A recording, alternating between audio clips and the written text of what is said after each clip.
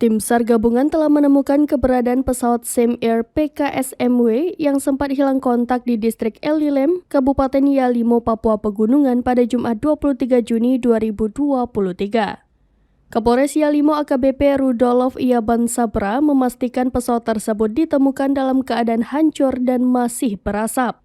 Penemuan pesawat itu ditemukan 12 km dari arah timur Bandara Elilem. Menurutnya, hingga saat ini tim SAR gabungan sedang melakukan koordinasi untuk menurunkan tim ke lokasi. Pesawat tersebut terbang dari distrik Elilem menuju distrik Welarek sekitar pukul 1:53 waktu Indonesia Timur dan hilang kontak 7 menit setelah lepas landas.